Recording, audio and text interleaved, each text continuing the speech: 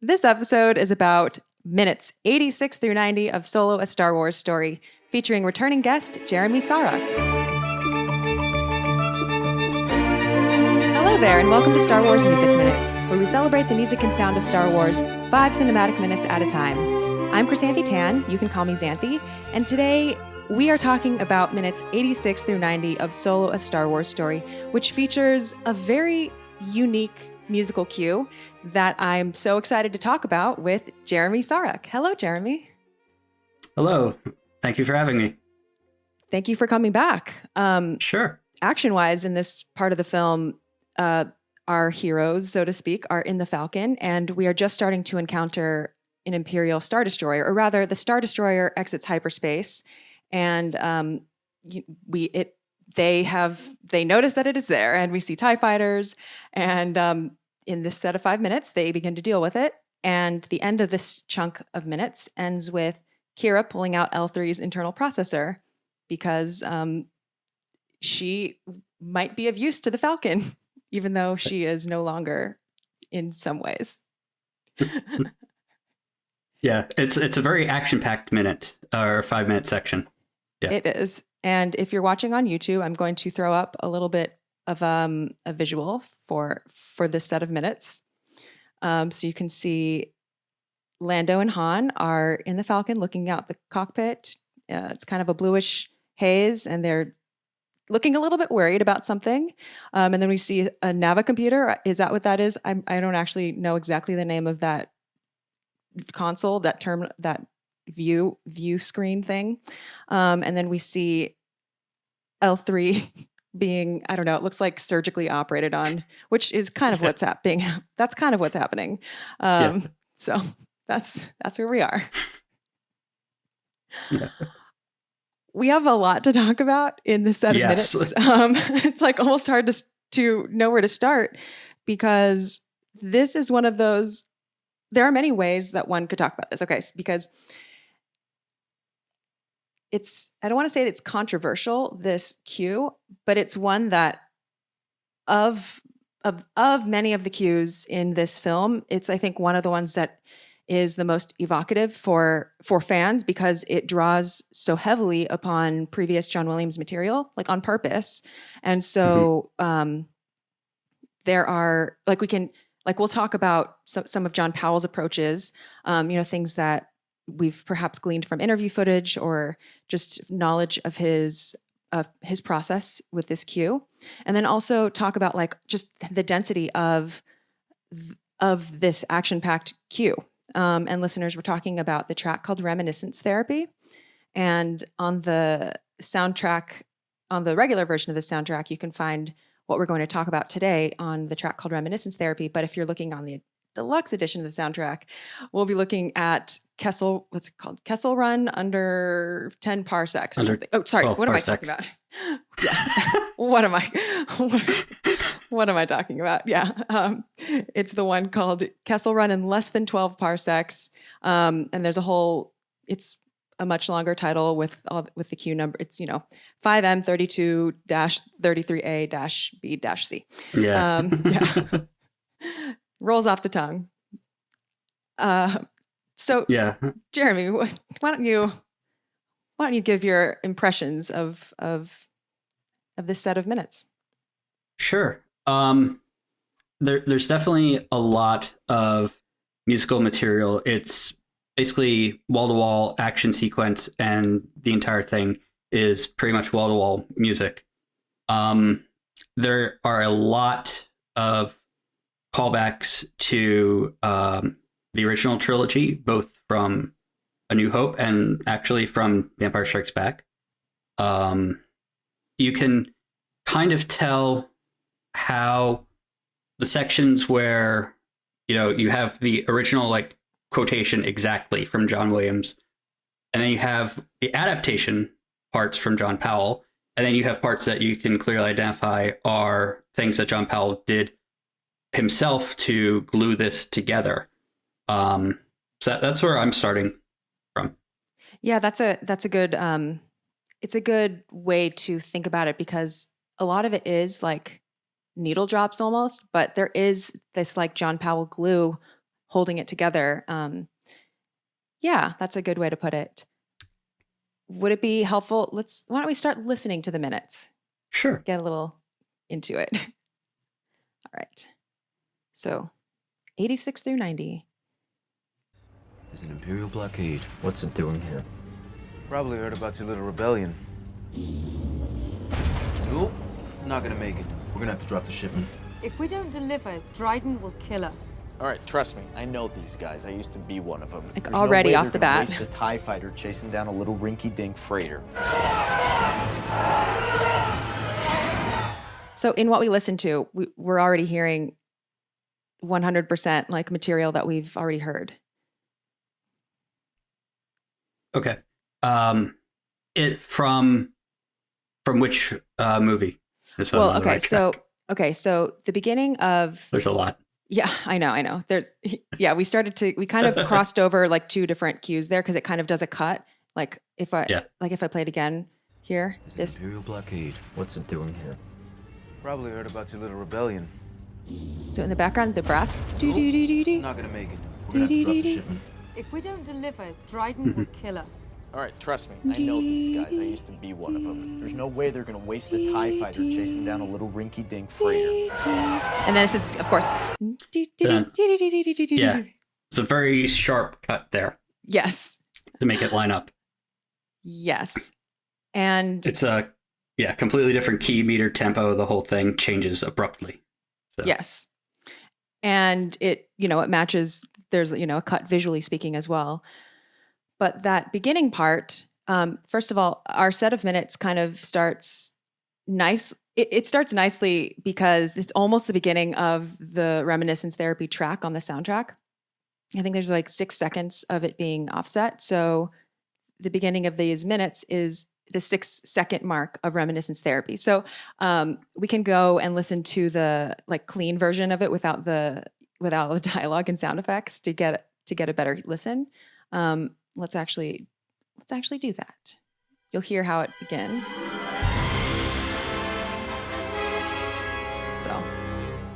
So here now we're in these minutes. Yeah. So that violin.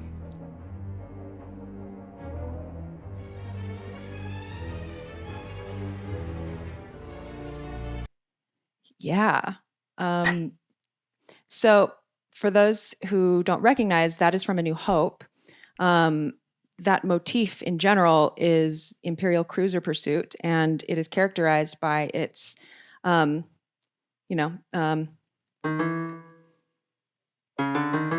brass thing. And on the violin, we have these 16th notes. These dugga-duggas, as I like to call them. Because they sound like they're going dugga dugga dugga dugga dugga dugga dugga dugga. And it's like dugga dugga, something like that. It's like very chromatic. And we can hear that also in A New Hope in Millennium Falcon / Imperial Cruiser Pursuit. Yeah, let me play a little bit from A New Hope, just so you can hear like where you might recognize that from. So I'm starting at 2:45 of Millennium Falcon / Imperial Cruiser Pursuit.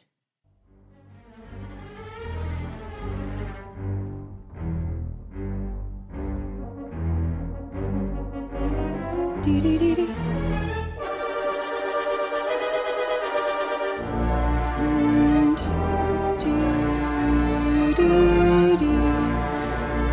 Tritone D.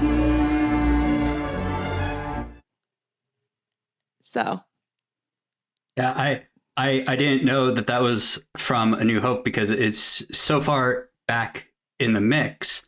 The string texture that's going on there, which is it's working really well because there's a lot of dialogue there, and the strings are really staying out of the way of the dialogue. So it just gives you this like rhythmic bed to let you know that there's some tension there.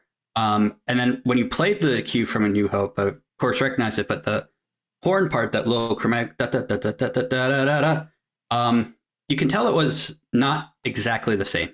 It was adapted a little bit. In the original one, I think it was in like a little bit more drawn out, and this one was a little bit more compressed. Okay, yeah, let's compare. Compare. Okay, so now, just to be clear, we're listening to Reminiscence Therapy from Solo. Okay.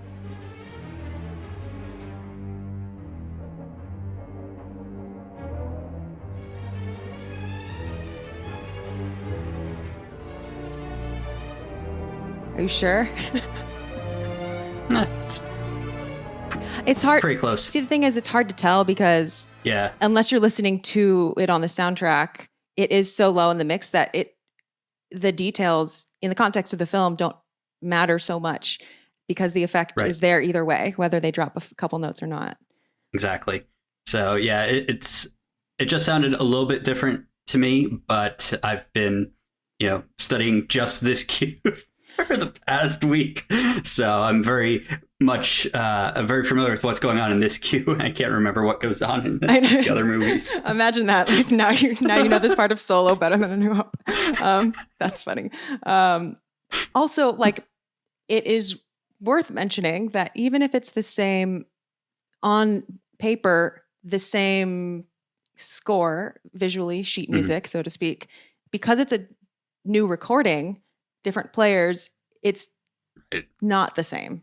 It can't be the same. And you can hear the recording quality is very different, and it sounds different. It doesn't sound exactly the same, even if it's supposed to be the same notes.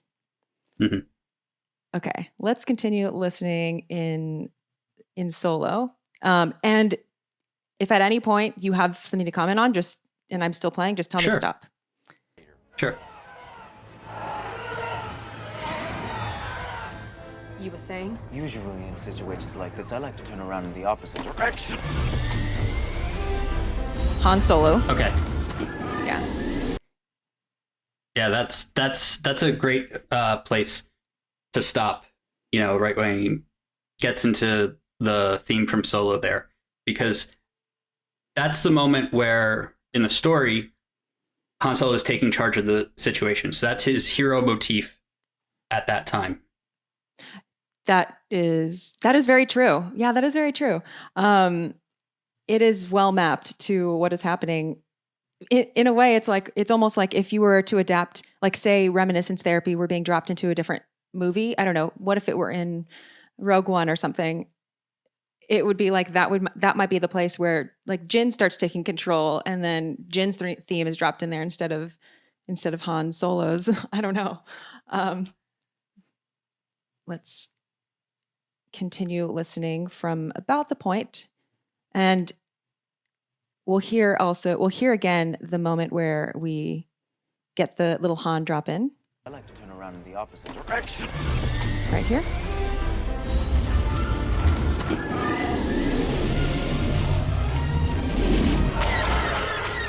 I'm on the ventral gun.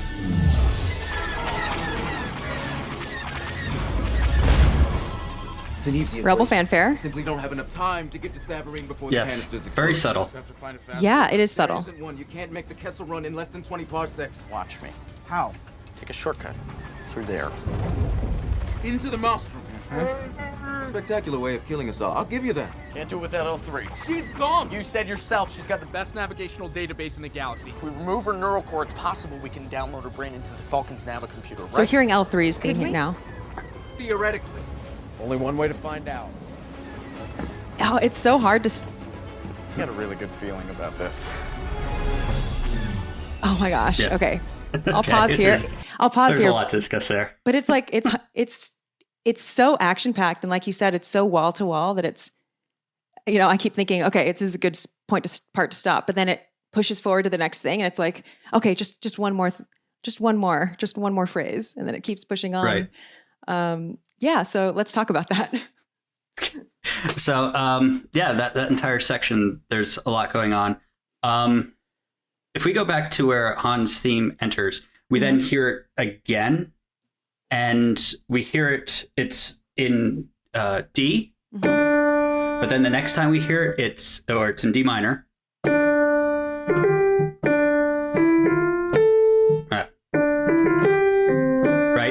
next time we hear it's an F minor. So we have that third relation, which we're going to find quite a bit in this cue. It's all over the place. That's what's keeping the momentum going, because using the third relation, we avoid, getting into a point where we have a chord that needs to resolve somewhere, right? Wait, I'm parsing through that in my head. Okay. Can you explain that a little bit more? Sure. Do you mean like you're avoiding too many like it's a little bit smooth? Like I understand third, you're avoiding the need for so much I don't know, apparent chromaticism, like things jumping in that you aren't expecting. It's almost smooth. It's smooth. It's that gray area between being completely atonal and being completely tonal. What I was trying to say is that you're avoiding this setup where you'll get into a tonal space where it harmonically has to resolve, right? Yeah. So if I am a D minor, right, and if my next chord is G7, that's got to go to a C. If I could play it. Okay, that goes somewhere. But if I do this, if I go from D minor to F minor to like B flat minor to G major, G flat major, it's just kind of fluid. Okay. It doesn't have to resolve. Okay, this is interesting because that keeps the momentum going. Yes. Okay. I think thanks for the examples, because I'm thinking of like my brain is kind of going in 3 different directions. So I'll try to address like each thread separately. So right now I'm like, they're all competing to go through the funnel at the same time. And I'm like, I just need to pick one of you and let's do that one. Okay. So the first thing I wanted to comment on really quickly was when you said, if you go from D minor, let me go up an octave to match you. If you go from D minor to G7, then you were thinking that you would have to go to C. But right. As you were playing that, I was thinking like, because of your training and what you know about, like you feel that the C is inevitable, but I bet there are lots of people listening or just in general who, if they hear G7 after a D minor, they're not necessarily feeling like a C is actually inevitable. Like I think I don't think that's a given at all, but it would be for some people, like very very used to functional harmony would be used to perhaps resolving that into a C. Yeah, it's speaking of the most common use case, but if you went from a D minor to a G7 to an A minor, I think that would sound very smooth to a lot of people. It is, but it's called, in classical music, it's called the deceptive resolution, because you're not of course. Exactly. But the thing is, in film music, I would argue that almost like a deceptive cadence or like a deceptive resolution is probably more common than, say, a perfect authentic. Whereas if you went from G7, at least in a certain, like if you went, into, that would be perfect authentic. And that's so rare, I feel. Right. And because that stops the momentum. Exactly. Once you have that resolution, because the G7 works because you have that tension in the 7th and tritone. Yeah. And you want to keep that tension. When you go to the C, you lost it all. So using the thirds helps keep the momentum going because it's avoiding those types of resolutions. Yeah, because in a way and which is why, like, anyone just look on YouTube and just Google YouTube, Google, same thing. So just Google or YouTube, like chromatic mediant composition secrets or something like that, because it's like often like touted as this like film composer shortcut or like tip to use chromatic mediant, to use mediants, or chromatic mediants in particular. But the important thing is the mediant refers to like the third relationship. And so it's kind of what Jeremy was demonstrating, almost. Well, yeah, I think, anyway, it's just the thirds thing. It keeps momentum forward. And I think a lot of it is like, it's almost like a level of abstraction where it's like not it's not like going from D minor to like F sharp minor. Right. That would be, I think that would feel more sudden to a lot of people. Exactly. And so, but it's not so related that you think you're still in the same key. So it's different enough, but like it's abstracted enough from the original key that you don't feel tied to the functional harmony of the original key. Correct. That's a mouthful, but yes, it's correct. My explanations probably never help. People are so confused right now. But it works because it takes you outside of the key, but it does so in a smooth way. So it's not as jarring as just, directly going to a different key all of a sudden, because the voice leading from one mediant to another is very smooth, unless you want to be a different voice. But yeah, I think we have. If anyone's still listening, we were talking about mediants again. So it's true, and it's going to come up again throughout these minutes. So yep. That was a preview. So, yeah. We talked about the Rebel Fanfare fragment, which was in there. It's a little bit of like premonition, because we're going to hear that later in this cue in full, and it's very subtle. It's mixed into the background. It's, there might even only be a couple players playing it because it's so far back. But it's there to like prepare you for that. So shall we listen to it starting from when the young Han Solo theme comes in again? Sure. Yeah. Okay. And around in the opposite direction.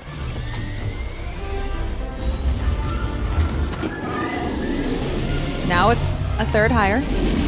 Right. I'm on the ventral gun. Now it's higher.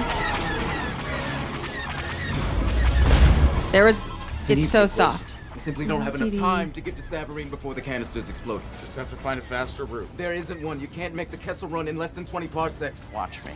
How? And the music is mixed nice and low so you can hear the 20 parsecs part. Into the maelstrom. Yep. Spectacular way of killing us all. I'll give you that. Can't do it without L3. And He's gone. You said yourself she's got the best L3 navigational theme. database in the galaxy. remove her neural core. It's possible we can download her brain into the Falcon's navicomputer, right? Could we? Theoretically. Only one way Okay, to find let's. out. Yeah. That's a Wanna good pause? place to stop, because I want to talk about the L3 theme and how it's used there. I'm not sure how well you can hear it, but when I'm listening to that, I'm hearing the motion that's going up as that theme is playing. So you go da da da da da da da da da da.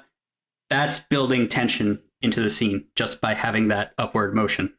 Do you mean just in the L3 theme itself naturally does that? Or do you mean the L3 theme is itself modulating mid-theme? I don't know the theme well Okay. enough to tell you. Okay. Let's listen to it on the quote unquote clean version. Okay. Because not the explicit version.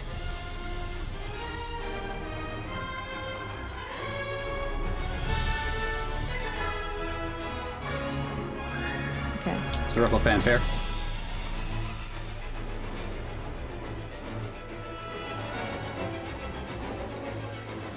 All these violin triplets. Yep. Very spiky sounding. Okay, we're getting into it. It's about here.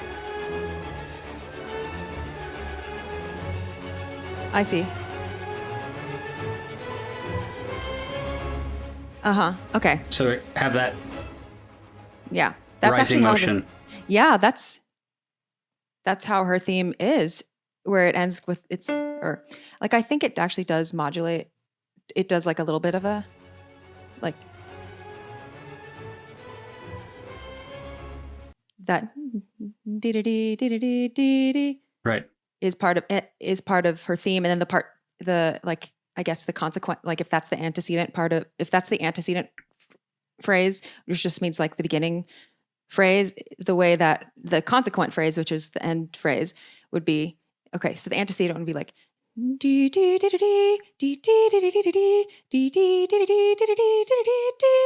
then the consequent part would be like, I should do this an octave lower. And we hear that mostly in the like droid rebellion scenes. So it does go there, but normally, you know, the way that it ends, it kind of ends there without giving us the consequent phrase. So Right. it does, Right. you know, like, you know, leading up to those like half cadences or just like those moments, the end of the antecedent phrase often is like kind of a cliffhanger. And so it does end us on the cliffhanger. Right. And we're immediately dropped into this snare drum, you know, where we have a new sound of the snare drum and it's very rhythmic. And so that's propelling our tension forward. So we have this oral cliffhanger, you know, and then as we move on, we have that in the violins and the strings now, the same thing with that moving up. Yeah, and well, I love that because, well, first let's listen to that first, and then I'll tell you why I love it. So the action-wise, okay, I'm reading this from Wikipedia, explaining this explanation of the action because you know it's just phrased in a succinct way. Okay, Han flies the Falcon around the Star Destroyer, and the Imperial TIE fighters give chase. Due to the highly volatile nature of the unrefined coaxium, Lando estimates that completion of the Kessel Run is impossible before the fuel detonates, the conventional route having never been done in less than 20 parsecs. Han proposes taking a shortcut through the Maelstrom, which we just heard him propose, which Lando regards as suicidal. Han convinces Lando to download L3's neural cords, which contains her navigational data into the Falcon's systems. So that's what's happening. And okay, let's get back into the part where we're hearing L3's theme as they're talking about, you know, using L3's neural cords, navigational database. And then we're going to hear what Jeremy was talking about, which was like the snare drums and the sort of the violin, the ramping up. With that L3. She's gone. You said yourself she's got the best navigational database in the galaxy. If we remove her neural core, it's possible we can download her brain into the Falcon's Navicomputer, right? Could we? Theoretically. Only one Snares. way to find out. Got a really good feeling about this. Rebel fanfare. Rebel fanfare. But I want to talk about that Right. little middle part because that is part of the John Powell glue. Yes, absolutely. So, And listeners, you might recognize it from Corellia Chase. That is part of it is some glue that we hear also in Corellia Chase, which is one of my favorite tracks / cues on the soundtrack. It's where the cover music, the intro, outro music of this season of the show comes from. And if I am remembering correctly, the way that the intro music of this show starts, so in my cover version of it, I am attempting to recreate this part that we're hearing right now, because it kind of leads into the and then anyway, that's probably if you listen to the show, you might recognize it because of that. But let me play you a snippet of Corellia Chase up the beginning of it, because you'll hear.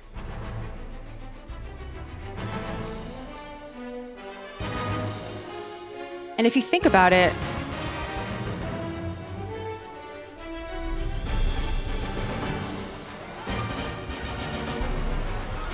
here we go, this thing.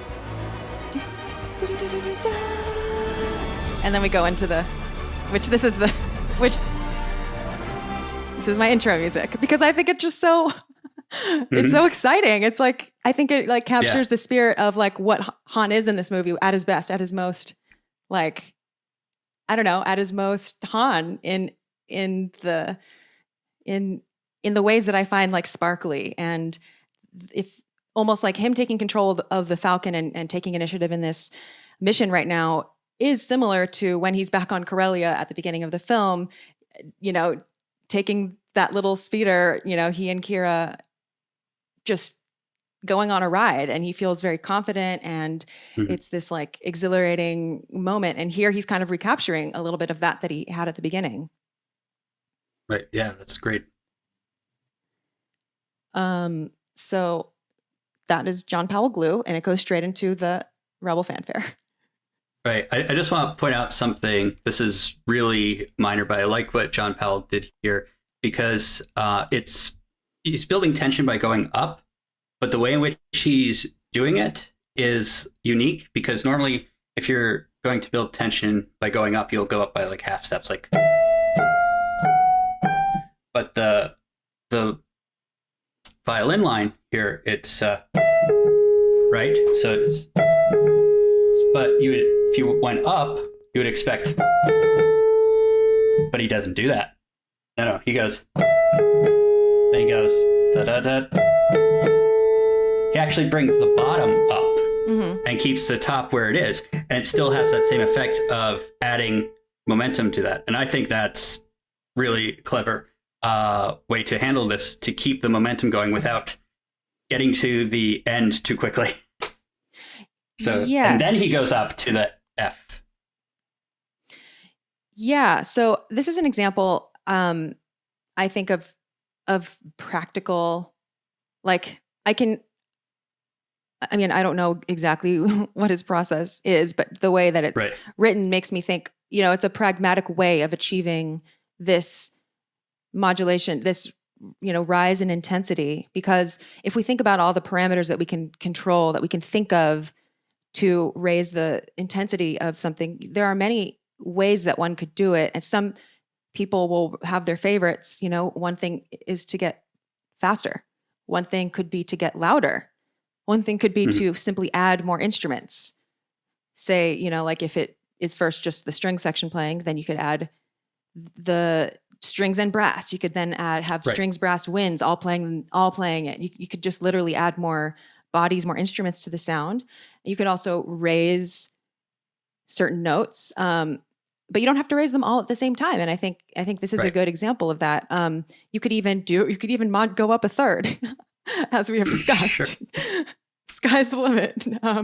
There are lots of ways that one could do this, and it is, I don't know. I think it's nice when it's like a little bit. I think just personal philosophy. This is not for everyone.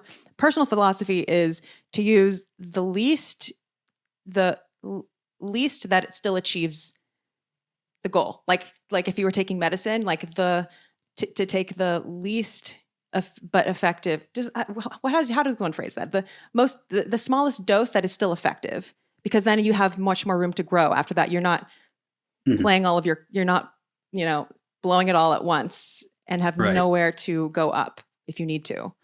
And so, in music, in a score, in action, you want to be able to save room, because in an action cue, chances are you're going to need to then escalate again. You're going to need to then escalate again and again. So you can't do it all at once.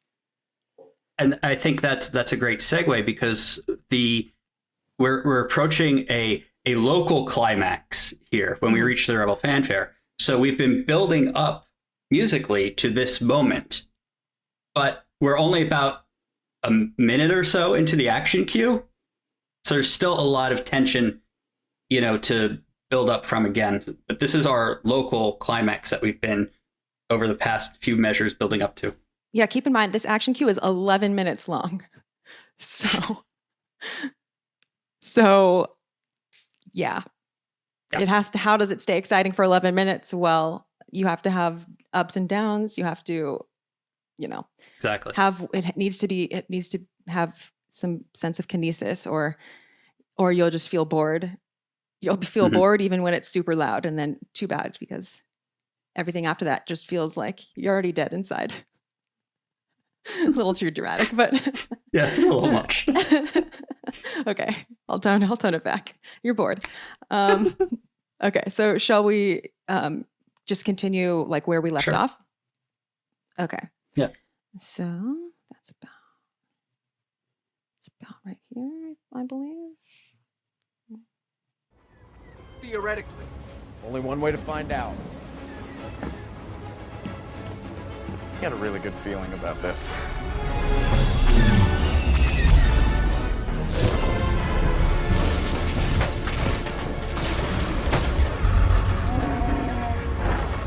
So what we're hearing right now,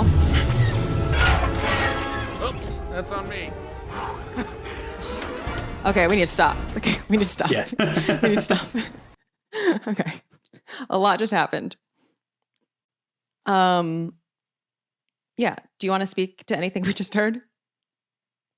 So we heard the Rebel Fanfare, but it's actually a little bit more spaced out than you usually hear it, because you're used to hearing it da da da da da da. But here it goes da da da da da da. There's that one beat rest more in there, and then we go through da da da da da da, and it doesn't resolve. It stops. We're used to hearing it da da da da da, but we don't hear that. We just hear da da da da. Right.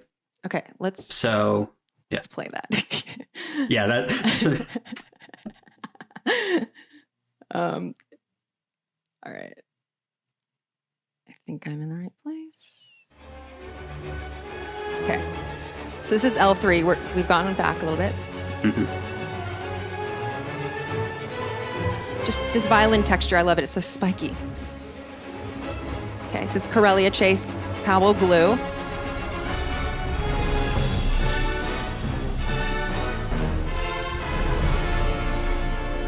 And it doesn't go to ba.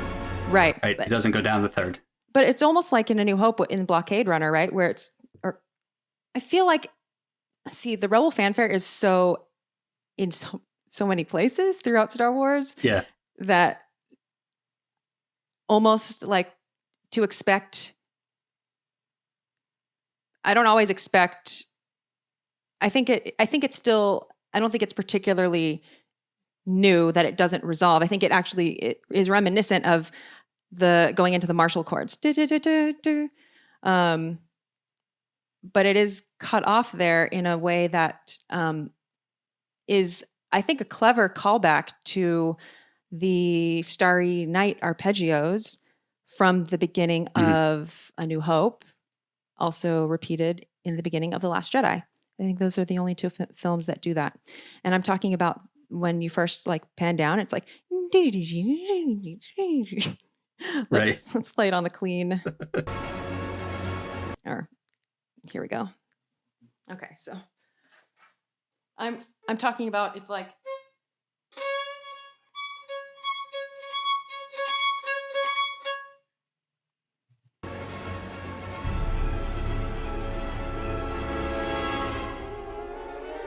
I know I went a little too far in front. Sorry, I'm going to go back. That's okay. Okay.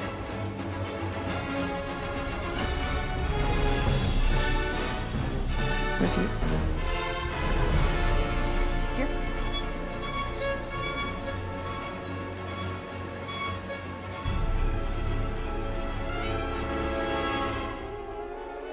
And then in the background, we have these like chromatic, like, I don't know exactly what the notes are because it's so in the background, but it's this, like this texture that just keeps it, I don't know. It's, I don't know how to describe it, but you could probably hear it. Do you have any thoughts, or should we continue where this is going? I'm not sure I have anything else to say there about that texture, but it's keeping that sense of pulse. It's 16th notes or whatever, and it has that chromatic edge to it. Just keeps the momentum going. Yeah, that's the best way to explain it. Yeah, totally. And I also in this set of minutes, in this cue in general, another thing, in addition to the use of thirds propelling things forward, there's a lot of like octatonicism, octatonicity, octatonic lines. Yeah, but octatonic as a noun, what is that? Octatonicism. Well, okay, there's a lot of octatonicness in this, and that is sort of like octatonic eight note scale made up of alternating half steps and whole steps.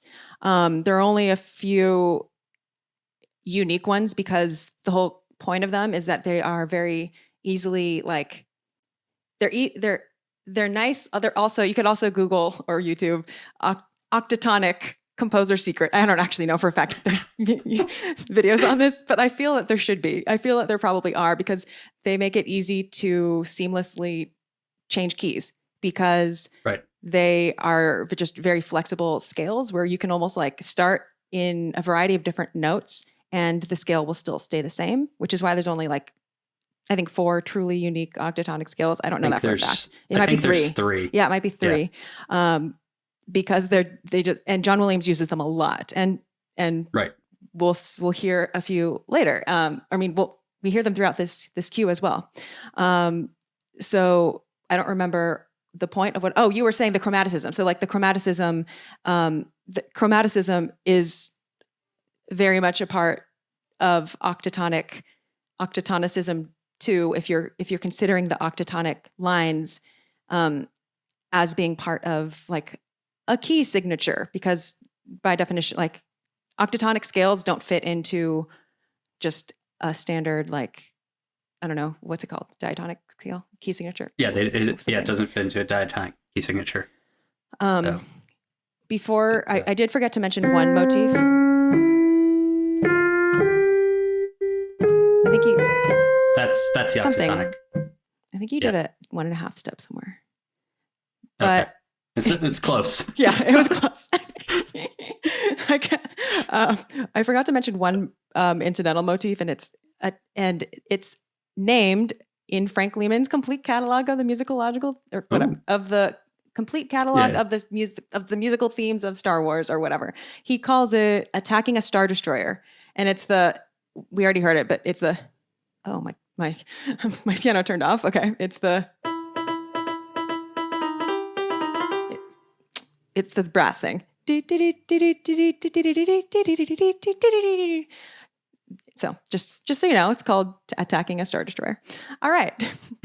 So now we are heading into a very, probably everyone will recognize it. And let's just get into it. Computer, right? Oh my gosh, we keep starting from the same L3 spot. Theoretically. It's okay. Only one way to find out.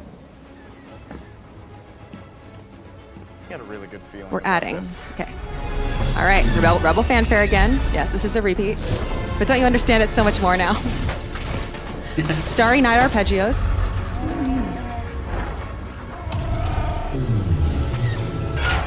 Chromatic. Oops, that's on me. And all right. This is it. Okay. And it's the TIE Fighter attack, also known as I know that you call it, Here They Come.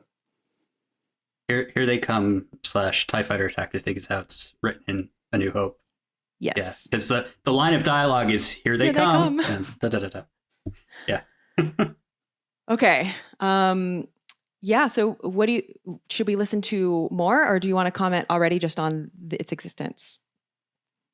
The one thing I want to comment on its existence here is that when Beckett enters the gun area, it's like almost, it's not shot for shot, but it's so close to how it was in A New Hope. This is a direct callback, both visually and musically. Good. What am I saying? Good. I meant to say good. Words. Good.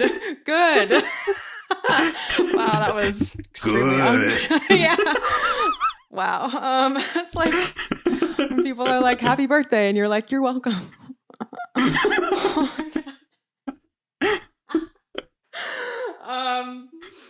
So what I meant to say was John Powell has alluded to this in interviews, or at least in a single interview, and I will paraphrase something that he said in, I believe this was on something called All Access, and you can find it. I'll put a link in the show notes, but you can find this episode on the YouTube channel called film.music.media.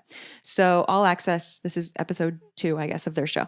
And this interview took place before Solo came out. So he's talking about things in a way that like people can't yet refer to exactly what he's talking about. But now in retrospect, we know what he's talking about because he talks about Reminiscence Therapy, which is this track, this cue. So first of all, he explains, and thank you to Dan Golding for in a previous episode who mentioned this, and I believe after doing some research, I believe Dan Golding probably got it from this interview. So now I'm on board with what he said. So reminiscence therapy is kind of a medical term for looking back at helping patients who want to move forward. Reminiscence therapy is a medical term that helps patients move forward by looking back at their life. And so John Powell says that it was a personal thing to look back at his life and to look at how much John Williams had influenced him. And he says, like, you know, even in ways that he didn't know, you know, he would study his scores and realize how much he actually, like, how much John Williams influenced him. And he says that in solo, there's parts in this section where the visuals line up. And so when he was scoring this, he had this in mind where certain things he was seeing on screen brought him, like, right back to what he remembered, you know, from Star Wars: A New Hope.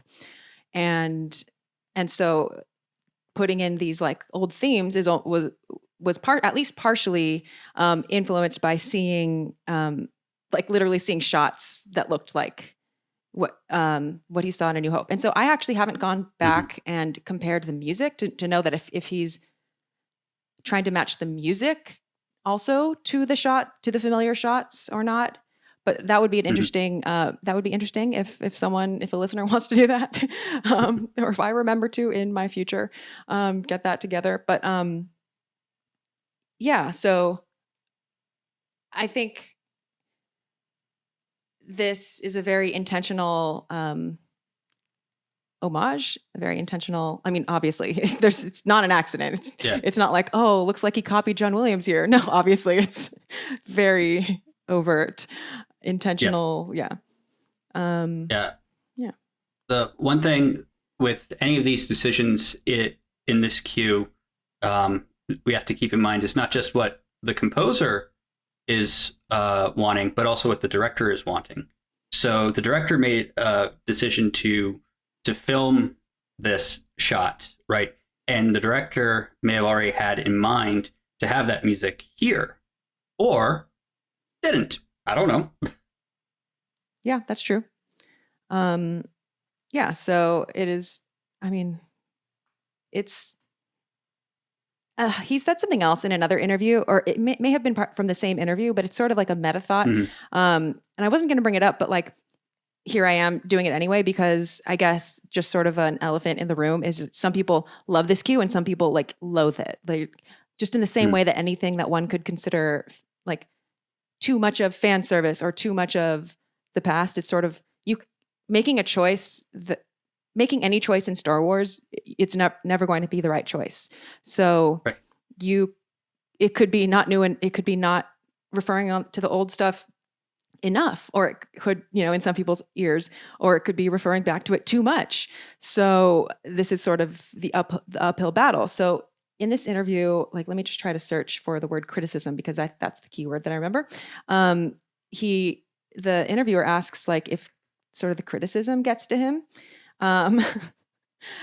And he's like, yeah, of course it does. But something that he says, something that he said, I'm just going to paraphrase it because I'm, like, on the wrong file and whatever. I'm distracted. Something that he says is, like, people respond to the music that they need. And if they don't like it, it might be that it's not what they needed or something like that. Okay, I found it. Yay. Okay. I think for some reason it, like, struck me as somewhat profound in a way. Just not that it was groundbreaking, but it was a good articulation of just something we all, I think, inherently know. So, all right, he says, with music, you have to take the understanding that people get from music what they need. Oh, good. I remembered that right. And so if they don't like your music, it says that either you're just not speaking to that particular person. But if you get enough people saying that, it probably means you're not speaking to enough people. And so it might mean that what you're saying is not being like translated, or like it's not transmitting. It might not be what you think you're saying. So I think in this scene in general, in this cue, probably in this movie, people who love this it's probably what they needed. And if they didn't love it, it just might not be what they needed. It's not that if it was good or bad, it's just, where people are at when they listen to something. Right. Yeah. So that was a little bit of a tangent. But I think about that stuff a lot because I sort of grapple with trying to even pinpoint what my own opinion is about things sometimes, where I'm like, but what is the fairest representation of what I'm feeling? And then I always come back to like, it doesn't matter. If it spoke to me, it's because I was ready and open for it. And if it didn't, like I wasn't. And it doesn't mean the composer did a good or bad job. It's not even relevant. It's right. Was the composer speaking to enough people or not? And yeah, that those needs change. And anyway, okay. So back to music. Okay. So should we keep playing? Yes. Yes. Okay. Let's do it.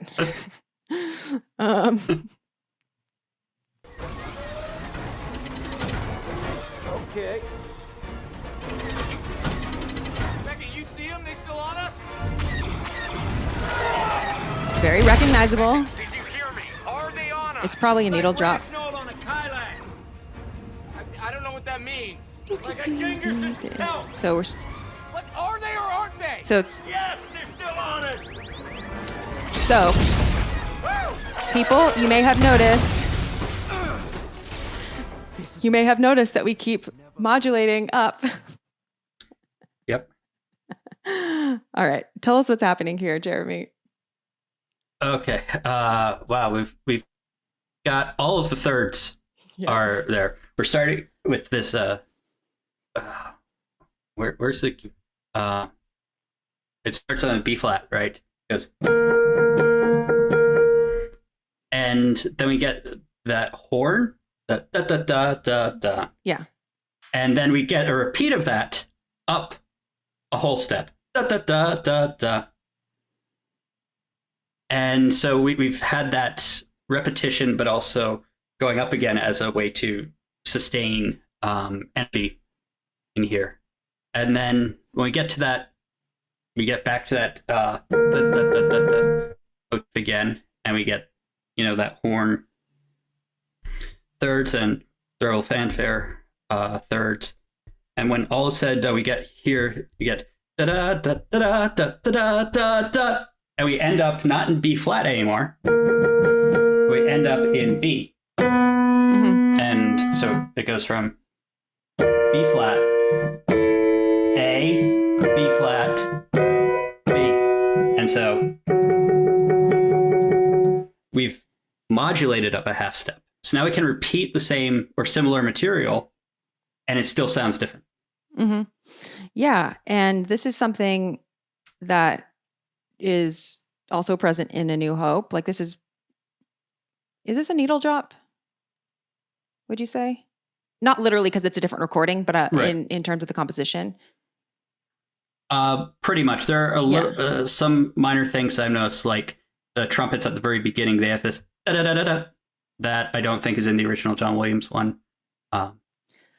So this is like, I think this is a very beloved cue. I think, I've heard a lot of people in random conversations bring up this cue as like one of their favorites. Something about it is very exciting. Also, something that we'll hear later is also another one that people will bring up just out of context sometimes. Like we'll get there. But the rhythm is so itself also propulsive. Like aside from just the harmony, like the rhythm itself, I think is like something that is just it's like infectious. It's not, it's asymmetric. So, Right. and it's syncopated, and it's not like, it doesn't feel like it's quite as autopilot as perhaps some other rhythms might be, because it has these parts that are like on strong beats and these parts that are on so-called weak beats. So I'm talking about do, do, do, do, which is like, if we're in 3, it's like 1, 2, 2. Okay, 1. Okay, basically it's like the first 2 are on the strong beat. 1, 2, and then it's on the weak beat. And by the weak beat, I mean like, so if we're in the 3/4 time signature, that means we have 3 beats in the measure that are the unit of a beat is measured by a quarter note. So that means you have 3 quarter notes worth of time filling up that measure. And so strong beats would be beat 1, which could be just a quarter note, or it could be, if you have 2 eighths at the beginning, 2 eighth notes, which are each worth half of a quarter note. That, as long as you still are striking on the downbeat on the actual 1 rather than like the and of 1. So the back of the beat would be like if you're on the and. And so that's what the third note, that's what the third strike in the TIE Fighter attack motif is. It's not on beat 3, it's on the and of 3. So it goes 1, 2, 3, and. And, right. Yeah. So it's and then when the horns come in, they're actually no longer in 3. 1 and 2, 3, 4, and then it goes back to 3 in this syncopated rhythm. So you have this the pulse, the eighth note's the same, but where those accents are lining up changes, and that propels you as well. Yeah, exactly. It's this cue has been emulated in many films. Like this has been like, I think, I don't know. My fantasy of how this worked was like composers heard the TIE Fighter attack cue, and then we're like, oh my gosh, that rhythm.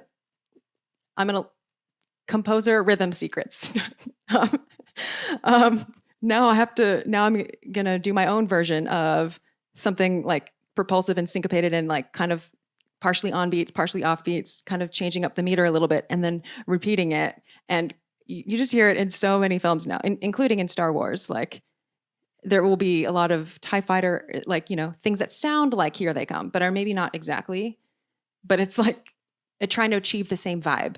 It's because it's so powerful. Right. All right. Should we keep listening? Yes. Shit. Come on.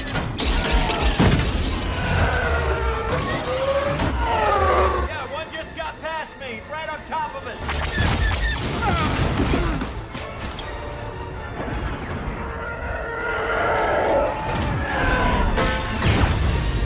Good going on. All right, we should probably stop. We need to divert auxiliary. All right, yeah. All right. So tell us what we've been hearing. Okay, so we just modulated out of that, and we seem to have come into an asteroid field. Alderaa's not there anymore. We've come out into an asteroid field. So that's from Empire Strikes Back when they're in the asteroid field. I guess this is now the official Star Wars asteroid music. Yeah. It's certainly one of my favorite cues in all of Star Wars and in all of film music.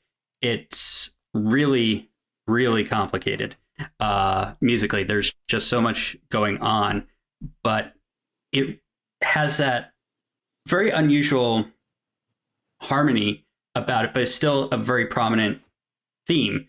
So I think part of it works because of the harmony, and part of it works because of the orchestration, because you have this big brass unison melody.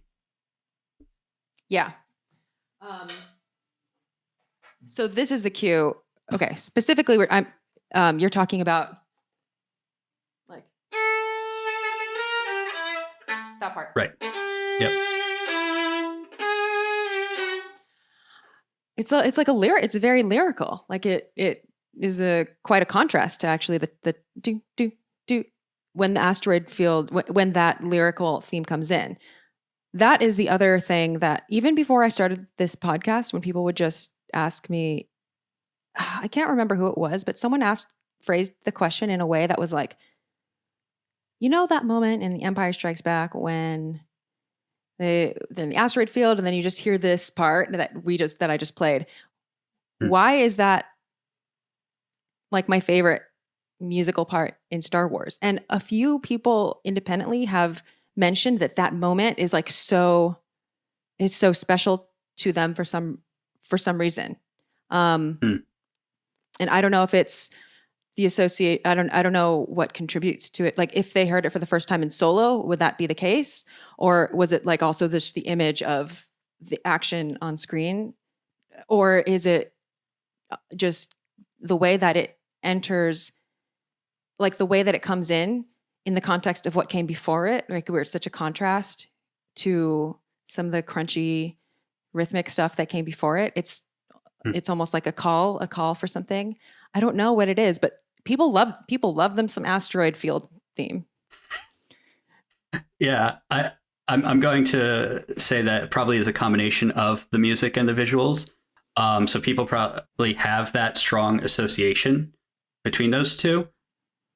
To what you said about the rhythmic stuff that came before that, and then this is one of those like hero moments again. Like this is the big, now you need to be paying attention. This is the important part. So that's why it's a contrast.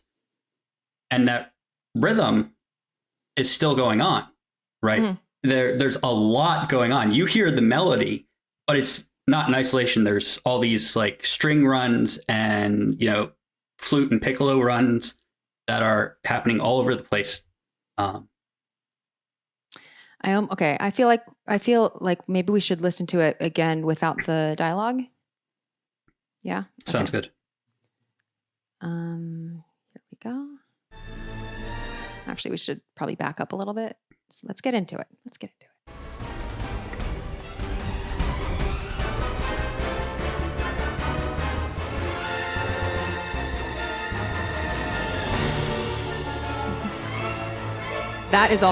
That's my favorite.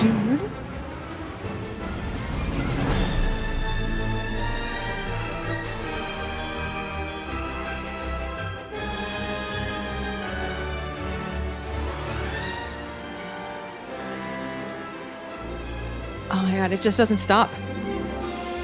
Oh, okay. Wow. Okay. There's a lot. Okay. Just a few things. Yeah. Okay. One thing I wanted to point out was the TIE fighter attack that came before was not quite a needle drop. Like it's easier to hear now the added drums that John Powell adds. You know what I mean? Like this sort of, I don't think they're electronic, but this very steady drum beat. And if you don't know what I'm talking about, then we'll go back and hear it again. But another thing is the runs, like the for me, those are so key. The like those are some of my favorite parts. They feel very fun to play. And there's like they feel like spunky and they are in and out. Like they add some like texture without taking over. They're like a nice little sprinkle. And then we also do have some meter shifts, like, and then the last thing I want to say is the way that we exit the main theme is, in my head, I'm expecting what comes next in Empire Strikes Back, but instead what comes in is the is the Han and Chewie theme. But I think I think it like works as a I don't know, I like it as a way to exit the asteroid main theme. Like I think it's certainly like harmonically, it's certainly like if this were just a puzzle, like it's certainly functionally like, if this were an assignment, John Powell and his team, A+ on making it work, fitting it in. Yeah. And it does, when the lyrical melody comes in, it does take over. And even though, like you said, there still are flute runs and everything in the background, they are very much in the background. A lot of instruments are joining in on this main theme. It's, though not all playing the same notes, still playing the same rhythm and the same like legato, sort of smooth. And it does feel almost like it doesn't, like, to me, it doesn't sound like an asteroid theme. It's more like escaping the asteroid theme. Right. Yeah. It's one thing that I do want to say here is for the Asteroid Field cue in Empire Strikes Back, you can actually purchase the sheet music for this. It's part of the John Williams Signature Edition. It's not the one that's all Star Wars, but it's the one that has the Asteroid Field, has the forest battle from Return of the Jedi. It has an actual fully written out chart for Cantina. So you can actually get the sheet music for it, which I have, but just not with me right now. So is it sold online? Can you send me a link after? I'll put it in the show notes if people are interested. Sure. Yeah. Yep. Absolutely. That's cool. Is it the score or score in parts? It's you can get the score, and I think you can also get the score in parts, but just the score in parts is going to be really expensive. Yeah. For sure. In case people are wondering, score refers to, like, when you see a score, you're seeing all the instruments, everything happening, and all the instruments all at once. So it's what the conductor uses to keep track of everything. And then parts would be like just the individual part, the individual quote unquote sheet music that you would give first violins, second violins, trumpets. And so it would be the sheet music, but only for the parts that your instrument has to play. So you won't have, hundreds of pages. You'll just have what you need personally to play. Right. So yeah, if you're trying to study a score, having the score is helpful because you can see the cross sections. You can see vertically what is happening. But if you are trying to actually play something, like if you're trying to play something all the way through as a musician on a single instrument, then you should probably get the parts. You should probably get the part, or you're going to be turning pages every 2 seconds, like literally sometimes. The melody here is trumpets, trombones, and tuba are all in octaves. So this is what you'd call it. It's a 2D passage, because all those instruments are playing together. On top of, you also have the strings playing it as well in octaves. Which is what I was hearing. You were like, the melody is, I was like, no, the melody's in strings, but it's in both. It's in both, because that's what orchestration does, is having that composite texture. But the brass is what really gives it that biting forward feeling. Yeah. Okay. Fine. I'm just kidding.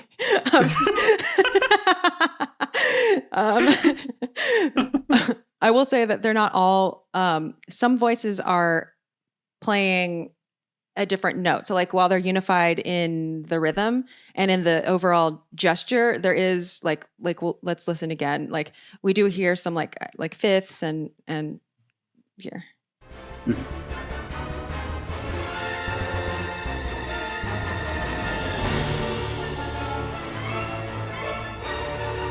Okay, now we're heading into it.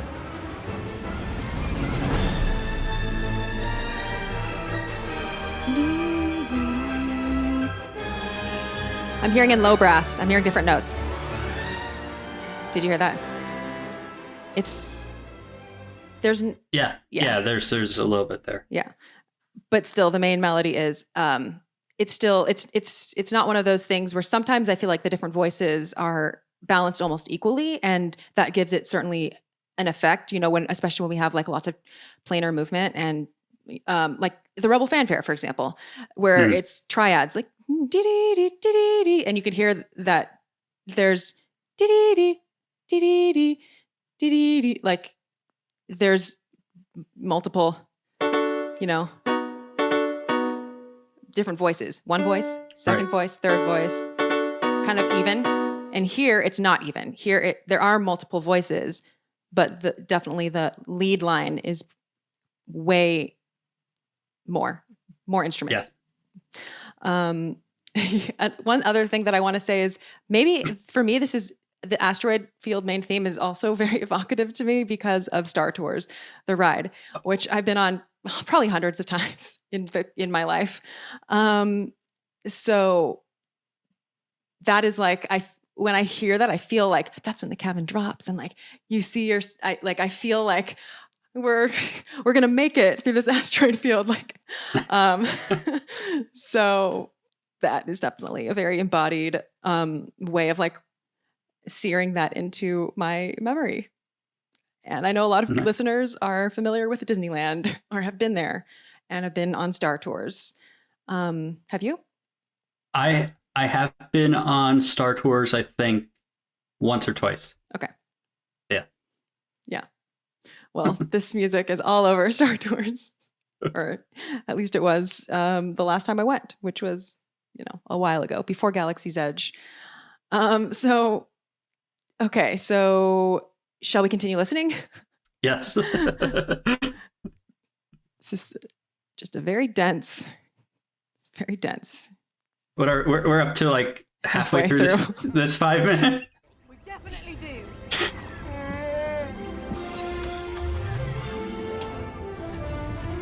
Han and Chewie. Since when do you know how to fly? So this is Powell. Oh, we just 109 modulated up. years old? Now we just modulated up again. You look great. Mm-hmm. It's so subtle though. Chewie, get in. I'll help Not to mention in the background. Main theme. Oh my gosh, the strings are doing so much work in the background.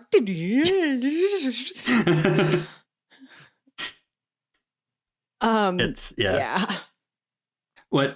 So when we're coming out of the asteroid field and we get that Han and Chewie theme, it's a very dramatic difference because the asteroid field was so chromatic and now the Han and Chewie theme is so diatonic. We're definitely in a key. We are definitely, we know how, like, what to expect. We know we're in,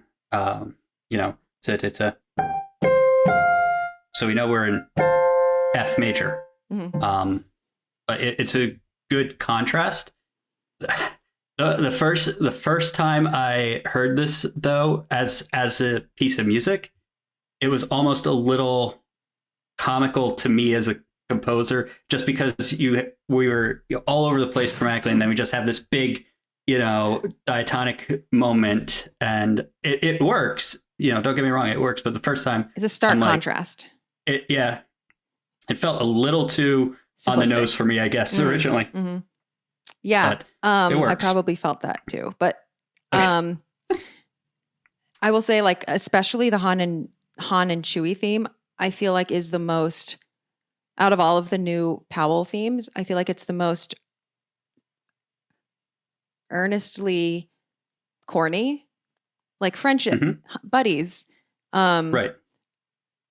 It's the most pure, almost, it's literally like 1/5. It's like, it's an F. So for F, it's like, dee dee dee dee dee dee.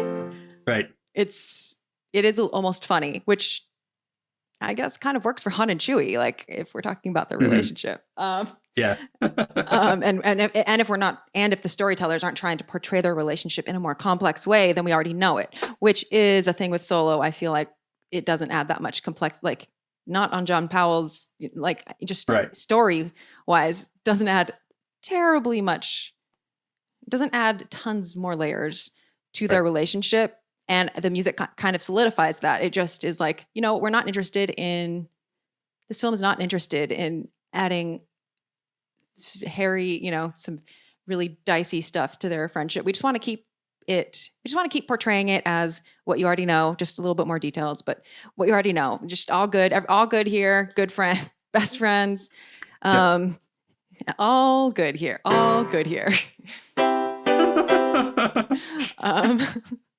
Yeah. I was just wondering what it would sound like if we went because we're hearing, right? Mm-hmm. Well, if we went and we kept, the chromatic and we went, or, something like that. See, those It are wouldn't both feel the so- same. Those are both still so diatonic, or I feel like I wouldn't be surprised if we heard those, Right. but But it's not quite as effective. It's that difference between, what we've heard and what we're hearing now. Yeah. I think using those alternate chords or alternate harmonies would indicate like you were saying, a level of complexity. And perhaps using this direct harmony, it keeps it very straightforward. Yeah. I think, yeah, there's a part a little bit earlier in the film. I think it's earlier in the film when Chewie, it's when Han and Chewie are reuniting on Kessel.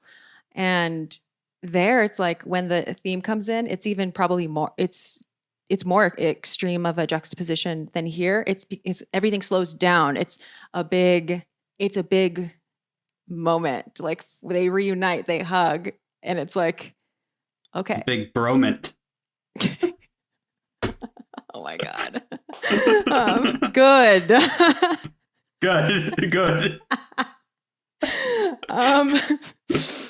So I want to point out one thing. Okay. In the transition right before we get into the Han and Chewie theme. So I believe this is still material technically from Asteroid Field.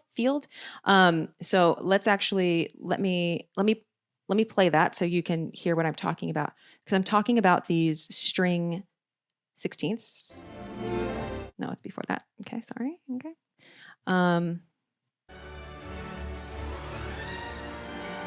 These, and then here. Those. Nope, I'm not gonna sing that. These. No. And then.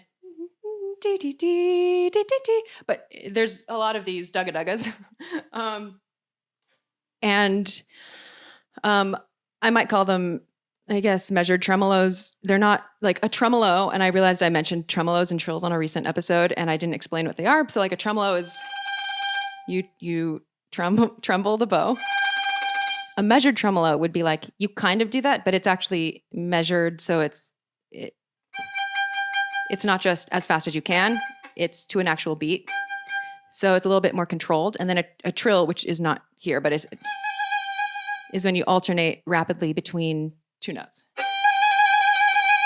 Okay, so here, and this one is shout out to Commander Taco, who has mentioned before that it would be helpful if when I realize that I'm talking about things that I refer to as like, oh, that's easy, that's like violinistic writing. It's like orchestration wise, because I'll say things, and guests will say it too if they play an instrument, that some things feel inherently like easy to play on their instrument, like it was written with the instrument in mind. It's not overtly, it's not unnecessarily clunky, which doesn't mean it's not hard, but it's not unnecessarily clunky.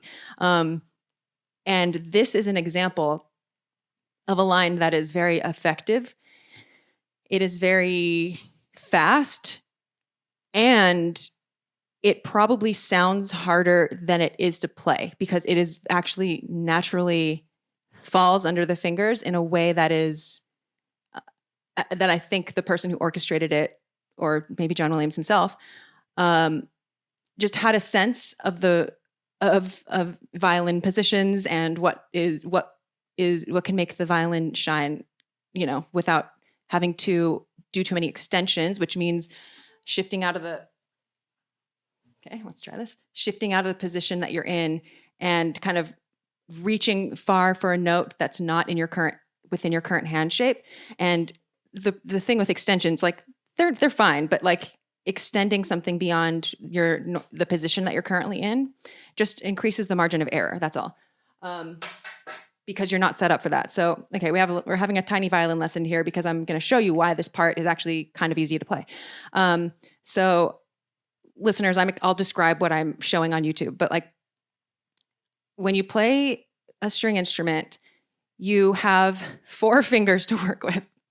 because your thumb is opposing. It's on the other side of the neck. So you have 4 fingers. So your index finger is finger 1, your middle finger is finger 2, your ring finger is finger 3, and your pinky is finger 4. So when you're playing, you have these 4 fingers or the open string.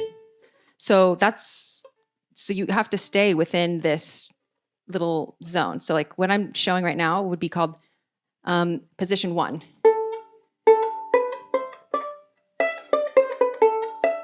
And it's kind of low. It's the first thing people learn. And then if I shifted my whole hand up, that's second position. If I shifted my whole hand up and there, it's like I can still only play with 4 fingers, but they're all going to be shifted up by a step. And then if I shift up even more, I still have 4 fingers, but now I am playing in third position. I can shift up to 4th position, 5th position. This is approximate because I'm not actually playing it, so I can't hear if this is in tune, but you can see. So in violin, you tend to go up to 7th position but the higher the position, sometimes also the higher the margin of error. Like it's going to be a little bit dicier when you get to higher positions. Not only because the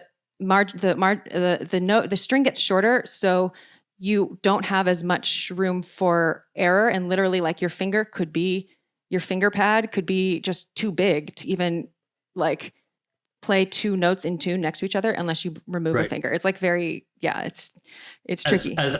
As an example of this, if you look at a guitar, for instance, which has frets and a violin doesn't, as you move up the neck of a guitar, the frets get closer together. Very true. And the violin is much smaller than a guitar, so those finger positions get ever so close together. That's why it's hard. Yeah. And so generally it's easiest for something fast like this, which I'll play again. It's better if you can just stay in one position without doing too many position shifts between them. So this particular part, like this measure,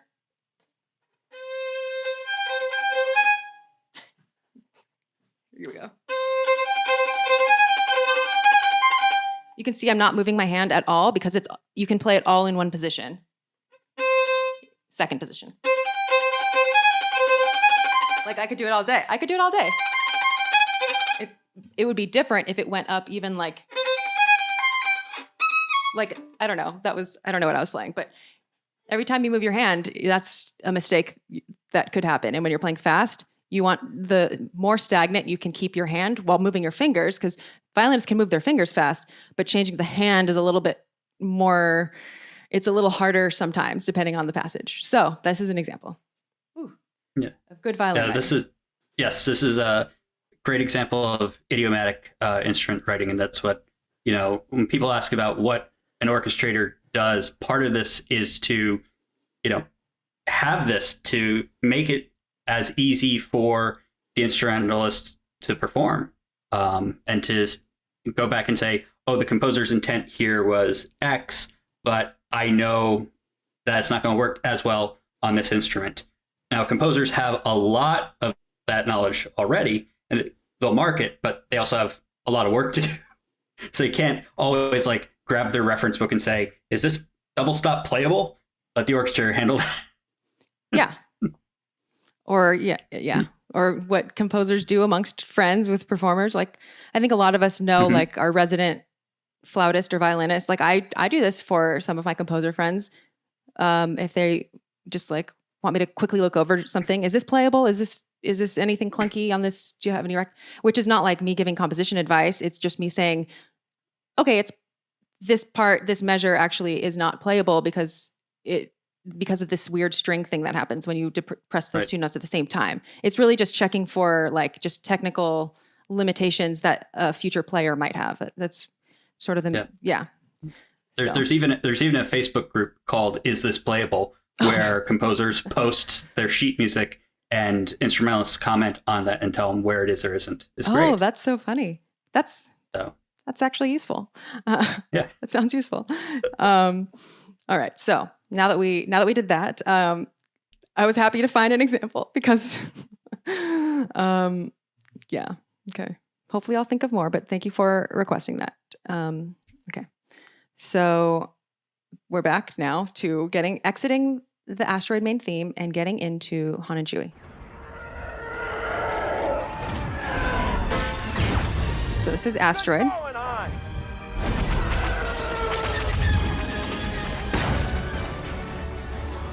We need to divert auxiliary power to the rear deflector shield. We definitely do. This is what I just played. Han and Chewie. Such good buddies. Since when do you know how to fly?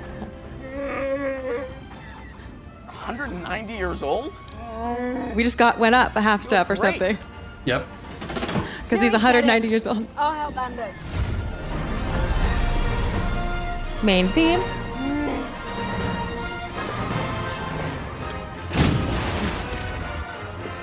Fanfare. Yep. It's more of those tremolos. Oh, that's a custom piece. Asteroid. What? Becca, you with us? We just lost the cannon. It's wall to wall. hurt my thumbs. There's still one on us. Okay. Now we're back. Okay. Let's pause for now. Okay. Drop the land. Ugh, so much. Okay. One thing that I will point out is what was I going to point out? Oh, when the main theme comes in, I feel like it's out of tune. Oh, interesting. And I don't know. I just think that's I almost don't want to bring it up because who cares? But also I've listened to it so many times that every time it happens, I'm like, why does it sound out of tune? Are they trying to play a different note? I don't think they're trying to play a different note. But I guess I just say that in case anyone listening also hears it. I hear it too. So it's fine. It's totally fine. Like right. If it were performance, I'd say like amazing. It's interesting because I hear that first entrance as happening on the downbeat rather than the upbeat. So instead of being bum bum, right, it's bum bum, and so you have that little bit of syncopation. That's how I'm hearing it. So I'm wondering if that's related to the pitch at all. How are you hearing it? I'm hearing it as instead of 1 2 3 4. I'm hearing it as 1 2 3 4. Okay. Oh, okay. Yeah, so it's like the first beat is shorter, bum bum, instead of bum bum. But it's still reaching the top note on the same beat. Oh yeah. Okay. Yeah. Okay. It's still on the 2, right? 1 4 1 2 3. Okay. Right, Nice. and it's. You normally hear it's 1 2 3 4 up, right? But here it's 1 2 3 triple it. Right. So it's Okay, just but one the- beat different. But the note after that. Okay, wait. Let's listen to that again because I want to understand what you're talking about. Okay. Me too. So There.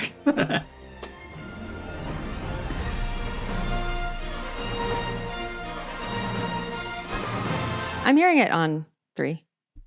D D D D D D. okay. Although, Yeah, it's- without said- looking at the score, anything that we transcribe or is that going to be our interpretation? Right. Yeah. Like, let's listen to it again. Okay, because now I'm just getting obsessed. Regrettably, I need to rewind a little bit more. I'm sorry. Okay. Yeah.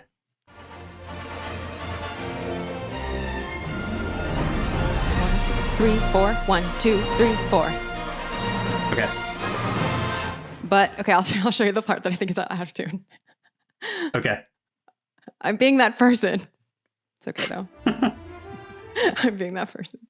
But it's in the brass. Fantastic brass players, okay?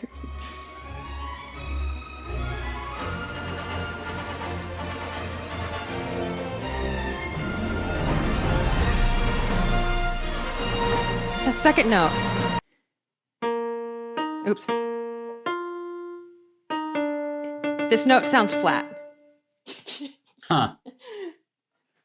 Because It goes by so fast, I wouldn't even notice. Okay, it almost sounds like they're playing the third note twice. It's like.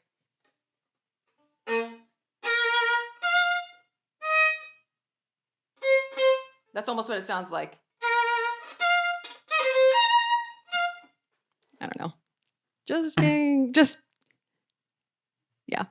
I mean, it can't be easy to play, but okay. No.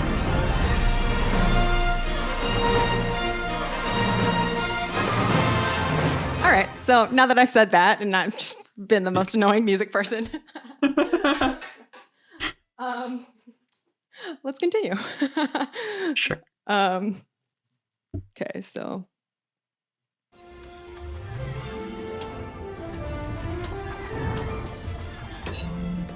Since when do you know how to fly? listen for we're going to go higher. 190 years Here. old? Higher. Yep. You look great. Higher. This Silly, little get in. bum bum bum I'll bum. help Lando.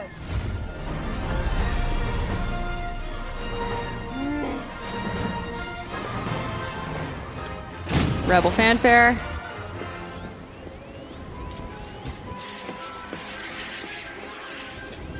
Little measured tremolos. Oh, that's a custom piece. Lando's fanning his asteroid field. What? Becca, you with us? You just lost the cannon. I really hurt my thumbs. Aw. Still one on it. Now this is from The Adventures of Han. Drop the landing gear. When I tell you, flood the intake. and Han sweep Solo. to the bilats. Heroic. little something I picked up from my pal Needles. Best street racer in all Corellia. Okay, this part's just Till he crashed. bizarrely hilarious. And died doing this.